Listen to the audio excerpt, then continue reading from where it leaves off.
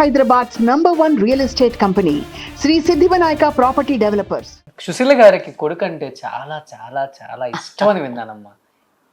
మరి ఎలాగయ్యా ఒక్కడే పుట్టాడు కదా, నాకు పుడుతుందా లేదా అని కూడా మరీ లోపలికి తీసుకెళ్ళిపోకు ఇంటీరియర్కి.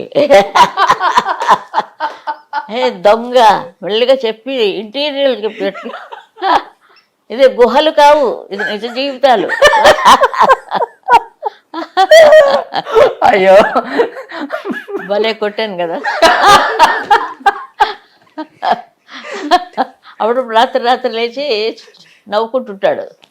వాళ్ళందరినీ చెప్పి భయపడకండి, కాదు సుశీల్ గారి జ్ఞాపకం వస్తుంది. నిజంగా చాలా అంటే చాలా హ్యాపీగా ఉంది.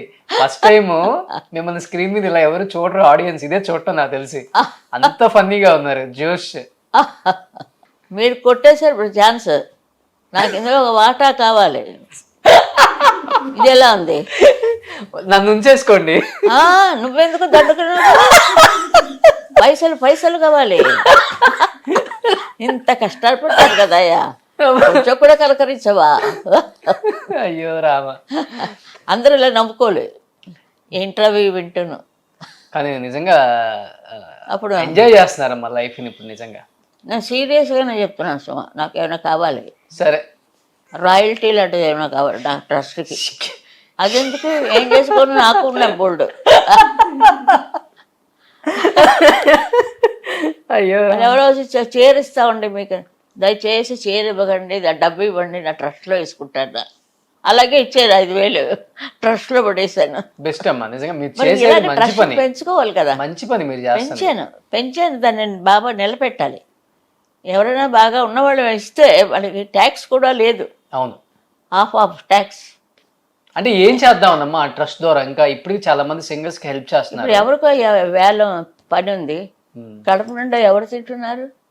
పెన్షన్స్ ఇవ్వాలని అలాంటి వాళ్ళందరూ ఉన్నారు, వాళ్ళకి హెల్ప్ చేయాలి, వాళ్ళందరికీ ఇస్తున్నా. సూపర్, గ్రేట్ ఆలోచన. అదే ఏ సింగర్ కూడా రాలేదు. ఎక్కువ ఇవ్వలేను, ఎందుకంటే డబ్బులు తక్కువగా ఉన్నది కాబట్టి తక్కువగా ఇస్తున్నాను. అంటే ఎవరికి రాలేదు. గంజి అయినా తాగొచ్చు అని నేను ఇచ్చినప్పుడు బియ్యం కొనుక్కొని గంజి కాచుకొని తాగొచ్చు, కడుపు నింటుంది. ఆలోచన రావటం మంచిది కదా ముందు. ఒక ప్రబుద్ధుడు చెప్పాడండి, తంతాడు కూడా, సంజయ్ కిషోర్ పెడతారు, మీరు పెడతారా మిమ్మల్ని పెట్టమంటారు అన్నాడు. నువ్వు పెట్టేదంటే పోయే నేనే పెట్టుకుంటానన్నా. అలా పెట్టాను. ఇది తంచడు ఐడియా, నిజంగా చాలా గ్రేట్ ఐడియా, మంచిది. అవును, ఎవరు చేయలేదు, చేశారు కానీ మన బాలు గారు పెట్టారని అంటున్నారు, ఏమీ పైకి రాలేదు. అంటే మనిషి ఉండగానే ఒక సెటప్ చేసేయాలి, అది నా దానికని ఒక సెటప్ చేసి వదిలేస్తే అదే అలా పెంచుతూ ఉంటుంది, డబ్బులు అలా వస్తూ ఉంటుంది. గ్రేట్. అదే చెయ్యండి అంటే నువ్వు ఉంగరాలు ఇస్తానంటావు. ఇది కూడా ట్రస్ట్ కి పనికి వస్తుందమ్మా. వాడు సగం తీసుకుంటాడు అమ్మడానికి వెళ్తే, ఇందులో వేస్టేజీ కోస్టేజీ అని మొత్తం పడేసుకుంటాడు. అలా ఉన్న అన్ని ప్రపంచం అలా ఉందయ్యా, అది చెప్పచ్చు. నిజం మీరు చెప్పింది సత్యం. అసలుకి ఒకప్పుడు పని మీద కాన్సన్ట్రేషన్ ఉండేది, ఇప్పుడు పక్కన పని మీద కాన్సన్ట్రేషన్ ఎక్కువ ఉంటుంది జనరేషన్కి. బట్ ఈ జనరేషన్లో మీకు ఇష్టమైన సింగర్ ఎవరమ్మా? చాలా బాగా పాడు. చెప్పను,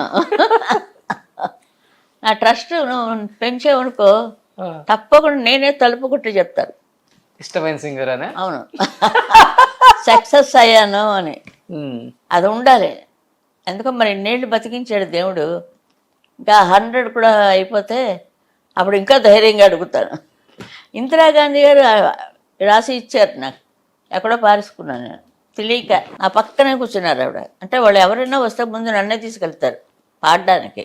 అందుకు నిన్న తమిళ తాయి అవార్డు ఇచ్చింది నాకు. సుశీలమ్మ, చిత్రమ్మ ఎప్పుడైనా కానీ మీ తర్వాత తరంలో ఇంత పెద్ద సింగర్ అవుతుంది అనుకున్నారా? చాలా మంచిది పిల్ల. ఆ అమ్మాయి అంత మంచి వాళ్ళని చూడలేదు. చాలా మనుషులంటే ప్రేమ, గొంతుకు సరే గొంతుకు అలా ఉండని చాలా బాగా పాడుతుంది. పాడేవాడు నేను రాణిస్తే కాదు, పక్క వాళ్ళు లాగిస్తుంటారు కిందకి. అమ్మాయి బాగా చక్కగా పాడుతుంది. సుశీలతో చేయకూడదు, లతాతోటి నన్ను కంపేర్ చేస్తే ఎట్లాగా? నాది నాదే, ఆవిడది ఆవిడదే. చాలా కొన్ని వేల పాటలు పాడింది ఆవిడ. ఉమ్. ఎవరైనా ఉండాలి మరి అలాగా. సుశీల్గా టప్పున పాడడం మానిస్తే ఇంకో మంచి వాయిస్ ఉండాలి కదా. అంటే మీ జనరేషన్లో ఒక 5-6 సింగర్సే ఉండేవాళ్ళు చెప్పుకుంటే. ఇప్పుడు వందల కొద్ది సింగర్స్ వచ్చారు కదా. అవునవును. చాలా అమ్మాయి నేను చాలాసార్లు మీట్ అయ్యాను. వాళ్ళ ఇంటికి కూడా వెళ్ళాను ఒకసారి. త్రివేంద్రరావు పెద్దల్ని చాలా గౌరవిస్తుంది ఆవిడ. ఒక సటి, ఒక శాడ్ అంతే. ఉమ్. ఆ పిల్లకి అది శాడ్ పాప చనిపో కదా. మరి పాప గుండెల మీద వేసుకొని పాడింది నా ట్రస్ట్ మీటింగ్కి వచ్చి ఆ బిడ్డని. అంతకంటే ఇంకెంతకంటే చెప్పగలమా? అవును. అంత ప్రాణం ఏమిటో కూడా తీసేసుకున్నాడు దేవుడు. తమాషాగా జరుగుతూ ఉంటాయి. అమ్మ బిజీ లైఫ్లో ఉండి నిజంగా సంక్రాంతిని ఎలా జరుపుకున్నారో తెలియదు. చిన్నప్పుడు ఎలా జరుపుకునేవాళ్ళు సంక్రాంతి పండుగ? సంక్రాంతికి స్పెషల్గా రిలీజ్ అవుతుంది కాబట్టి ఏదో episode. మంటలేసి ఆవిడ కూర్చొని కాచుకునేవాళ్ళు చలి. చాలా అది భోగికి, అది భోగికి. అది అన్నిలోనే వచ్చేస్తుంది. సంక్రాంతికి ఇది భోగి మాకేమే ఇదా. ఆ, నాన్న బట్టలు కుట్టించేవాడు, అది వేసేసుకోవటం.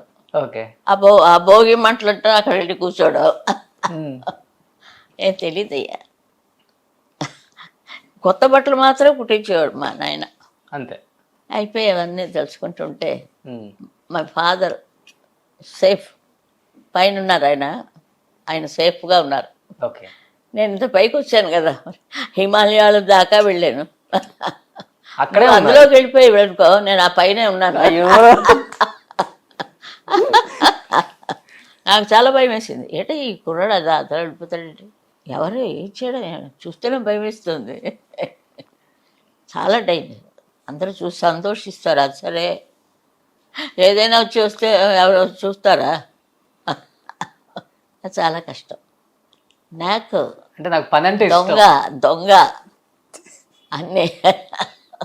ఇది కట్ చేయమంటాడులే తన చేతిలో. లేదు. మీరు కట్ చేయకండి, ఏది కట్ చేయమన్నా కూడా మీరు కట్ చేయద్దు, వేసేయండి. ఎలాంటి దొంగ అనుకోవాలి అందరూ.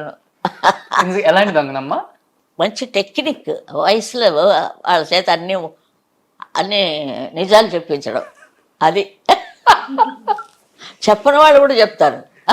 నేను ఏ జన్మలను పుణ్యం చేసుకున్నాను మీలాంటి వాళ్ళు నా ఈ చూడటం ఇంటర్వ్యూస్ ని. సుశీలమ్మ, లాస్ట్ అండ్ ఫైనల్ గా ఈ సంక్రాంతి సందర్భంగా మీరు ఎంతగానో ప్రేమించే మీ రోషన్ కోసం ఒక మంచి పాట, పోయి నా మీదే పాడండి. చదివించిరి నన్ను గురువులు, చదువులలో మర్మమెల్ల తెలియదు. తన నెక్స్ట్ లైన్ ఏంటో చెప్పు నువ్వే. తెలియదు. అదే చూసావా, నాకు రాదు. వస్తుంది రోజు మనస్పాడ ఆ పద్యం. నేను చూడగానే ఎందుకో డాక్టర్ వెళ్ళిపోయింది ఇటుకు. అలికిన వేళని చూడాలి చేని అందాలు, అలిగిన వేళని చూడాలి. ఎవరికైనా వస్తా చూడాలి. చూసా, మార్చాను వాయిస్ మార్చాను. అవును. మాట్లాడుతున్నప్పుడు మగ వాయిస్ అంటే బేస్గా ఉంటుంది వాయిస్. ఆ శృతిలో వచ్చేటప్పటికి ఏది తెలియలేదు. మానస చోరా